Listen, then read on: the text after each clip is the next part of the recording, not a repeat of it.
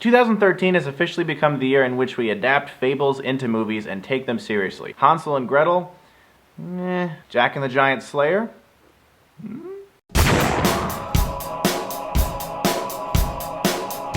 Jack and the Giant Slayer is directed by Bryan and it stars Nicholas Hoult, Ian McShane, Ewan McGregor, and Stanley Tucci, as well as some other people. This is a twisting around of the fable of Jack and the Beanstalk. You know, a giant beanstalk rose up and Jack climbed it and all that stuff went down. In this movie, there's a princess that he has a thing for. She gets caught up in this beanstalk that goes all the way up into the heavens, and up there is where the giants live, and the giants hate humans and the humans hate the giants. And now suddenly this beanstalk has a way of branching these two lands together. When the princess gets trapped up in that land where the giants are, Jack, Ewan McGregor, and some other of the king's finest men have to go up there and try to save her. Now, a lot of people saw this trailer, myself included, and just kind of went, eh. The trailer just was not impressive. The visuals didn't look very good, they all looked very fake, and it just didn't really look that great. It was a very meh trailer. So going into this movie, I wasn't sure what I was going to experience. I like Nicholas Hoult as an actor, and he does do a very good job in this movie. He was good in Warm Bodies. The movie isn't bad at all, it's just alright. There really isn't anything about the movie that stands out as amazing. The performances are all good. The movie is directed very well. It has a nice flow to it.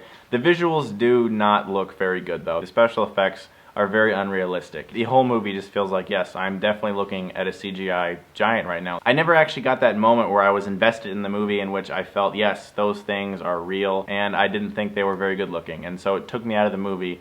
Basically, every time a giant was on the movie, I was like, yeah, that's totally fake. I've seen way better special effects in movies that are 10 years old, like the Lord of the Rings films, for instance. But it is still a well-made movie and an enjoyable time, and it is a fun adventure, and there were a lot of scenes in this movie that kept my attention. It wasn't the type of movie that you go and you watch and you're like, oh man, like I can't wait to tell everyone about this movie and I can't wait for everyone to see this movie. It wasn't like that type of adventure where it really sucks you into the movie and you just feel like, yes, that was a really fun experience. It just didn't really have that feel that you needed in the characters. It didn't have that pull where you wanted to really care about the characters in this movie, and that's largely the script's fault. Ewan McGregor is a really likable actor. He's actually one of my favorite actors, and while his character has some entertaining moments, I really don't know a thing about him. Like, I couldn't latch onto his character at all. He was so thinly drawn in this film, and really everyone is that cliched adventure fable character, like the poor farm boy and the princess who doesn't want to get married to the guy that wants to get married to her. She would rather just make her own decisions. It is very well made though, and so for that reason I had a mostly fun time watching this movie. I can't really just be like, go out and see it, because it has a lot of issues, mainly the visuals and the characters